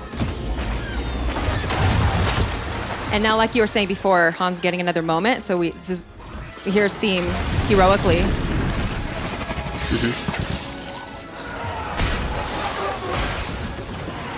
And lots of other sound. Okay, All yours. we just entered octatonic mode there. Okay. So, do you have any thoughts to add about what we just heard? It wasn't terribly new stuff. No, it was a lot of what we've heard before in the queue, which is great for tying things together. Yeah. I think that I noticed if we go back to where Hans' theme enters and you talked about that comment, it's almost like the rhythm is imitating his voice and it has the same rhythm as his voice. You know, it's like, Oh. well, I learned this from on Needles? Corellia, the thing, before he died. Yeah. Oh, I didn't even think of that. Okay. And okay, let me find Like, where that is. Okay. After there's my Uh, cave, it's custom. Okay. Yeah, it's about 360. Okay. I will find that. yeah. Oh, that's a custom piece. Yeah, it's after this. What? Becca, you with us? You just lost the cannon. Okay. So that's the Really asteroid. hurt my thumbs. Okay. Now we're getting into Still it. one on it. Okay. Drop the landing gear. Here. When I tell you, flood the intake and sweep to the bilats. Little something I picked up from my pal Needles. Here. Best street racer in all Corellia. Till he crashed. See, it's like, ba-da-da. Oh. Ba-da-da, ba-da, but he died. It's like, it's interplaying. The rhythm is working with the dialogue there. Oh yeah. That's it. Certainly is. Like it's not overstepping, but that's Right. that's a funny thing that you picked up on. Till he crashed and died. My pal Needles. Best street racer in all Corellia. Till he crashed. And died doing Till he this. crashed and he died. That's what I'm hearing. Well, what I'm hearing is the till he crashed, like the little accompaniment. Where this is see, solo should be a musical. It's the whole Doing this. solo should be a musical. This part right here is Yes. a very like Crashed. And died doing this. yeah. Dee dee dee dee dee dee dee. That's funny. So some of that material is, I believe, what we hear in The Adventures of Han, which is the John Williams piece that he lended or that he contributed to this score. The soundtrack, it's not in the film as a whole, though this part is. Yeah. And did we already get? No, we haven't gotten there yet. Okay, so this next, Cal, let's just play it. Because this is where part of my outro music for this show comes from, because it's another part that I just find exciting, and we get it here. Okay, here it is. It's this part.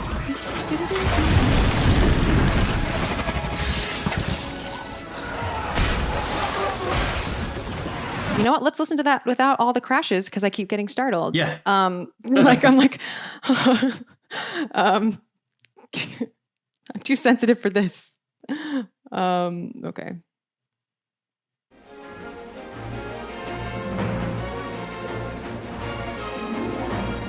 This.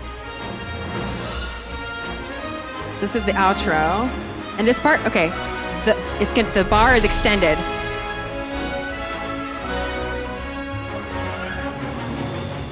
So I love that extended bar. You know the one I'm talking about. Mm-hmm. Yep. It kind of gives. It reminds me of all right, everyone, gather in. Let's all get ready. Yes, you too. Yes, you too. All right. It's kind of giving people that extra time to gather up your energy to then blast forward. Yeah. To accumulate more. I don't know. It's a nice way of breaking up the pretty 4-square rhythm there. Right. And then it goes on.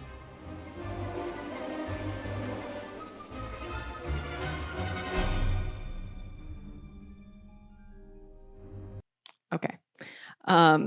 Did you have anything to add about that section, or should we continue listening to the minutes? We should continue listening. Great.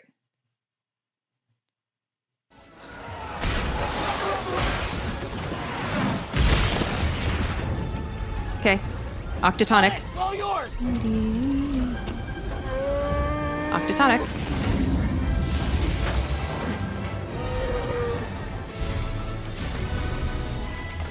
Rebel fanfare. Or not quite, actually. Almost the main theme. Oh, Sorry. that's more of that from that And yeah. Asteroid Field. Yep, more Asteroid Field stuff. We're getting to the end of the minutes. We've got L3. And a nice little Move the mod. transition there. So one thing that I noticed, or one thing about the octatonicism, I'm talking about the part that's I don't know what the notes are. It's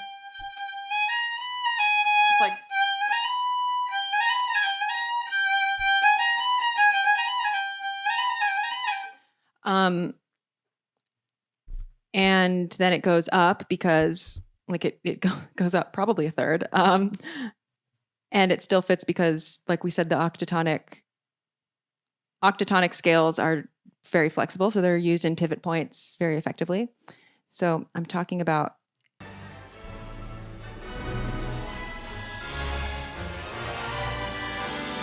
and they're often used in the context of fast passages, like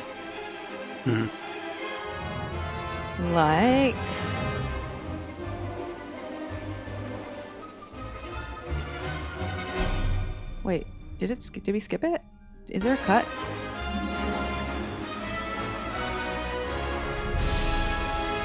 Okay. We're getting to it. Here. It's very fast. Chromatic. You don't even realize that you're changing keys so much because it leads you in with that octatonic stuff. Right. Okay, what it reminds me of is a lot of things because it's all over Star Wars. But it reminds me almost. It's not exactly. And I'll say this is from The Adventures of Han. So this is something that John Williams wrote in his suite. It reminds me of a similar thing in the Battle of Crete in The Last Jedi. And it is what Frank Lehman calls in his catalog whirling octatonicism. He doesn't name it. Like, okay, he writes, here he goes. Swirling octatonic figure that occurs during Battle of Crete, very similar material used in the central section of The Adventures of Han. So while it's not exactly necessarily that, for me, it is almost, let me play what we hear in The Last Jedi. And maybe you'll recognize it. All right, computer, I believe in you. We also hear octatonic things similar to this in the Battle of Yavin. Here we go. Battle of Crete.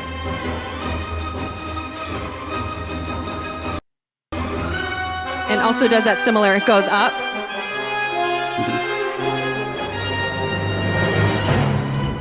Octatonic. So yeah, go back to the Battle of Crete if you want to experience more.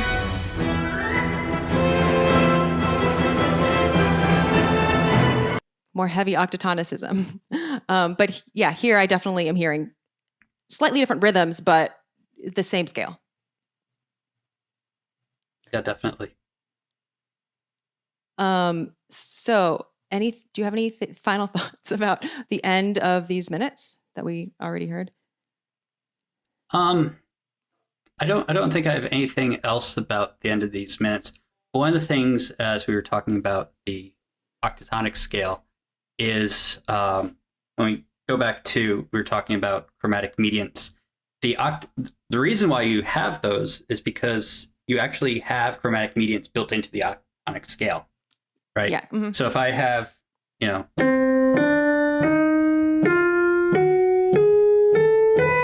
right, that's the octatonic scale. Mm-hmm. Well, from those notes, I have F major, right? I have a mediant to D minor. I have a mediant from F major to D major, right? Mm-hmm. And I also have from F to A flat. And those are all coming straight from the scale. Yeah. So that's why they work so well together, like here. Yes. I'm trying to think of it if there's a way to bridge that, gap for anyone who doesn't understand that. Okay, yeah, basically a scale contains notes that belong to the scale, and that's determined by the quality of the scale and the key of the scale and whatever. So in the octatonic scale, just think of it as we've been saying, the scale has 8 notes, and within notes, like you make chords out of notes, and without changing any of the notes, just using the notes that are assigned to the scale, you can naturally create all those chords that Jeremy just played. And if you weren't working within an octatonic scale, if you were working within C major, which is not an octatonic scale, and most of the scales that we talk about have 7 notes, you wouldn't be able to make all those chords because there would be too many, you couldn't make those, you wouldn't have all those notes because right. Without introducing chromatics, which means like you're bringing in things that are not naturally part of your scale. So, right. Yeah. So like if I have a C major scale, right? So I can play C major from that, right? Or I can play F major from that. But if I try to play A flat major from that, we get... Yeah. These notes aren't in C major. Correct. So yeah, octatonic scales are just useful to use. Very popular early 20th century classical concert music. So Stravinsky, Bartok, any of those composers very frequently use octatonic scale. And another interesting feature, another useful feature of the octatonic scale is that it's often symmetrical, where you could divide the scale in half, 4 notes and 4 notes, and it would be the same, like assortment of whole and half steps. So it makes it very, very flexible. You could divide the octatonic scale into like tetrachords, and also that's also used a lot in John Williams's writing and film scores. It's just, it's just one of those useful tools. It's like nice thing to keep on your keychain. And those 2 tetrachords are tritone apart. And tritones are also another useful thing to employ, if you can. Yes. Yes. Because it kind of makes it easy to lead into. It makes it, you could resolve something. One of this is, I think maybe this is too. Well, if in a tritone. Okay, you can resolve. Okay, I'll match you in a tritone. You can resolve one note a half step up and the other note a half step down, and small motion in voice lead. It's generally considered pleasurable, pleasing to move things in small steps. Whatever, it doesn't matter. But the point is, you could go easily from. It's a nice way to resolve. Yeah, you would get good marks on your music theory homework if you resolved something with like, that'd be like clear, nice voice leading. Yes, you got that tritone, and then you just go to the 6th. Okay, so anyway. Where were we? Star Wars. Okay, so welcome to Star Wars Music Academy with Chris Envy. I think we covered quite a bit of ground. We talked. Yeah, we did. Do you have any thoughts about the music of Solo as a whole that you want to get out there? So I saw Solo once in the theaters when it came out, and the music overall, I really didn't have as much of attachment to it that I had from other Star Wars movies. And I'm not sure if that's, I mean, there's obviously a lot of themes going on here that John Williams has written and John Powell have contributed to this score. But I see that same in other Star Wars movies. Like when I saw The Force Awakens, I remembered I identified those themes very easily, but it seems that kind of thematic, approach to scoring these films has been turned down a little bit, and doesn't capture you quite as much as it used to. And it might just be part of the style that the director is going for, or just following contemporary trends. But, there wasn't anything that was super memorable to me after watching it just one time in the theater. That being said, I think the music is really, he's done a good job here. I think the music serves the film very well. I don't have any complaints about the music. And I think the film is, I don't really have any complaints about the film, except maybe that line of, I got a good feeling about this. That one kind of bothers me. Wait, can you repeat that last thing? The line where Han says in this scene, he says, I've got a good feeling about this. Oh. That one's like, really? I mean, I get its character development, but yeah, no, that was a little. Okay, wait, before I add my own commentary, I want to ask if you took, when you say that the theme, you didn't walk out of the theater in Solo feeling like really remembering what you heard, even though there were themes.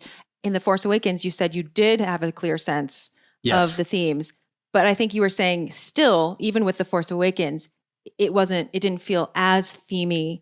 You said something about the thematic writing feels toned down. Not since The Force Awakens. So gotcha. In Rogue One, in Solo, in episodes 8 and 9, I haven't, as an audience member, haven't had as much musical association with those films. Like if you ask me to quote any musical material from episode 9, I would not be able to. Right. How many times have you seen episode 9? Just curious. I've seen it once. Okay. So, but yeah, but even after seeing The Force Awakens once, I knew exactly, oh, this is the new material, and I could figure out. So yeah, it's just something that I noticed. Most films that you see, you normally don't walk away from a first viewing knowing the musical thematic material. Star Wars is one of those rare exceptions. And yeah, it's just something that I noticed. It was more like your typical film where you don't have that experience. So it's a little bit different for me. Interesting. I feel like I do walk out of films being able to remember a little bit, but I also am not probably a good judge of that because it's simply hard to get a valid it's hard to get a large enough sample size, because everyone watches like different types of films, I guess. And I certainly don't watch like 100 films a month like some people do, Commander Taco. So like I just don't watch enough films to be able to, like, I want the better version of me wants to be more of a film buff. So maybe that will happen in the future. And then I could say, like, I saw 30 films last month, and out of them, I only remembered the themes for a few. But like, yeah, okay. So I think that's interesting. I also walked out of The Force Awakens and The Last Jedi, honestly, feeling like I really knew what the new themes were. But I'm curious mostly about Rogue One versus Solo for you. Did you feel, because both of them not John Williams, did you walk out of them feeling similarly? Yeah. Okay. I would say that I was similar to both of them. Rogue One is a whole thing because Michael Giacchino had to score it really fast. Yeah. And I think he did a great job given his constraints there. But, I didn't, like I said, I didn't have that same feeling of knowing the themes. Like, what is Jyn Erso's theme? I don't know offhand what it is, but if you say, what's the theme from, one of the original or prequel films, I could probably recall it for you immediately. Okay, so now I'm curious because themes, it takes two to tango, right? Like you have to have not only music, but if something is not wiring it to a particular either character or event or place or just literary theme, like theme in general, like hope or the Force or something, then then how would people remember the theme without having an association with it? So part of me also just like wonders if maybe, like, if I were to hum you, would you know what that's from?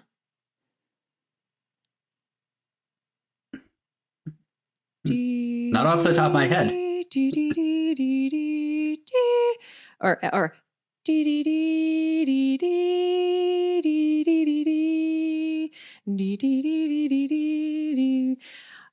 something like that. So I was just singing things from Rogue One. They sound familiar. Yeah. But I couldn't place like what scene they're in or whatever.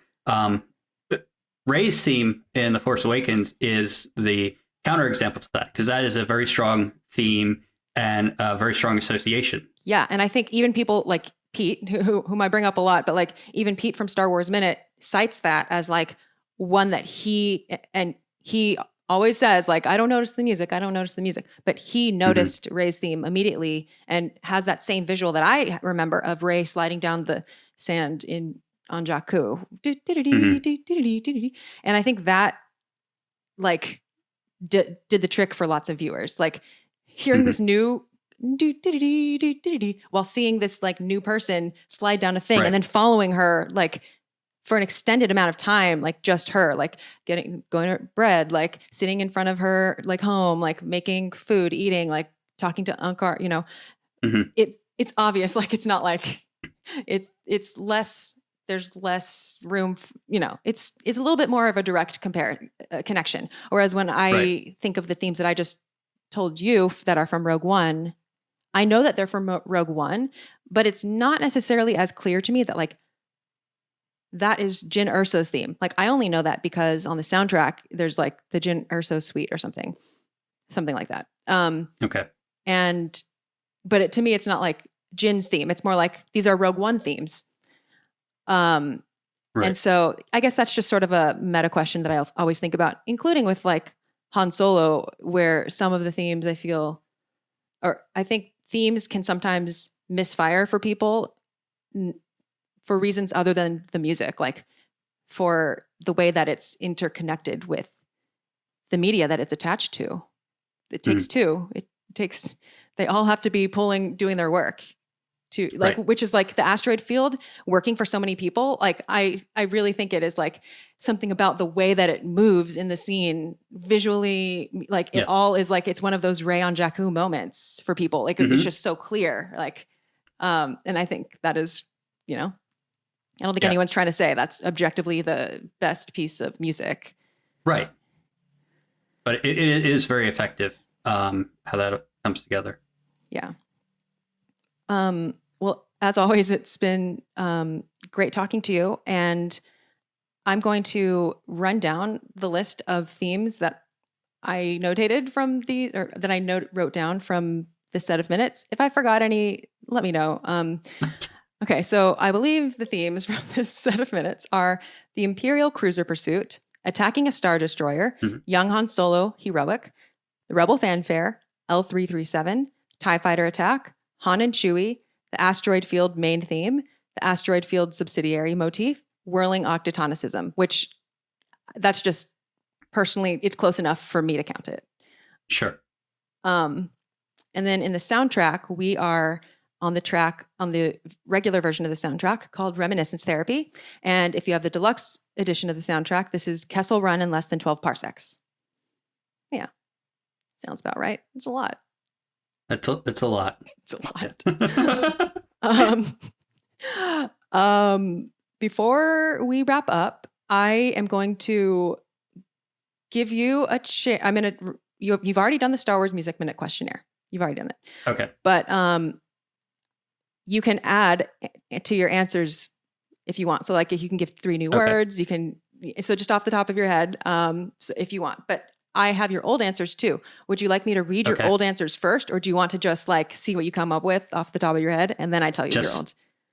I just want to see what I come up with off the top of my head. Cool. All right. So I'm going to ask you the Star Wars Music Minute Questionnaire for the second time now. Question number 1, in exactly 3 words, what does Star Wars sound like?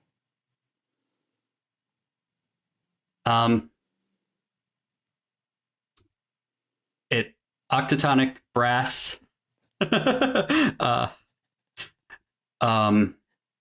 Big octatonic brass. There we go. Oh, that's hilarious. That's great. That's very different from what you said before. Okay. So I'll also tell you, before you said opera without words. Yeah. And that's a good description, I'd say still. So yeah, definitely. Okay. So question number 2 is, what is something related to Star Wars music or sound that you're curious about and want to learn more about? Ooh, that I want to learn more about. I think at this point, I'd like to know more about. I'm really interested in learning more about the score for Kenobi. That's where, because I really liked the score that Natalie Holt did for Loki, and so I'd like to know more about that. I see a lot of discussion, as right now we're in the middle of Kenobi season, so cool. So just like anything about it, you just want more.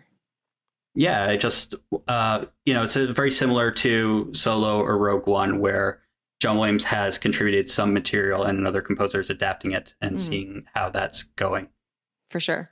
Cool. Yeah. Last time you said musical and orchestrational filler and sound effects / Foley. Yep. All right. Final question is, what is any score or soundtrack you're fond of besides anything Star Wars? What did I say last time? You want to know? I'll give something different. Yeah. Okay. You gave 3 answers. You said North by Northwest by Bernard Herrmann. Classic. Loki by Natalie Holt and Catch Me If You Yep. Can by John Williams. Yeah, those are all great films. I think I'll add to this one because we just had a recent discussion about this a couple of weeks ago. I'll add Star Trek: The Motion Picture by Jerry Goldsmith is a great film score as well for very different reasons. But yeah, it's great. Awesome. Oh, cool. And probably if I could add one more to that, I would say anything by Thomas Newman, but I think Wall-E, that like 30 minutes where it's just music and Wall-E, that beginning, that takes a lot for a composer to do. So, but anything Thomas Newman is great. Cool. Oh, the Newman Dynasty. Yep. Wow. Well, where can people find you online, Jeremy? You can follow me on Twitter at composer314. And that's probably the easiest way to find me. Awesome. And wow, that's simple. I'm used to it being a kind of a longer thing. All right, great. So yeah, definitely if you have any questions about this episode or you want to inquire, if you want to push Jeremy a little bit more on explaining some of those answers, if you want to hear more about those thirds, which I know you're dying to hear more about, just tweet us, let Jeremy know, let us know. It's been awesome having you back after your last episode. And if you want to check out Jeremy's last episode on Star Wars Music Minute, it was A New Hope 16. And the title of the episode was Orchestration Wars. And it was also very nerdy in the weeds stuff. So if you like that, listen to that. I'll put a link in the show notes. And with that, thank you so much for listening to Star Wars Music Minute. You can find me on Spotify. The podcast is on there. It should also by now be working on Stitcher. I know there were problems with it before, but they've been resolved, I believe. It's on Apple Podcasts, on YouTube if you want to check out some of the violin demonstrations that we were doing, or that I was doing. And other than that, we're more than halfway through the season. It's final. It's home stretch. No, not quite home stretch. We're like mid-late home stretch. May the force be with you, and thanks for listening to Star Wars Music Minute.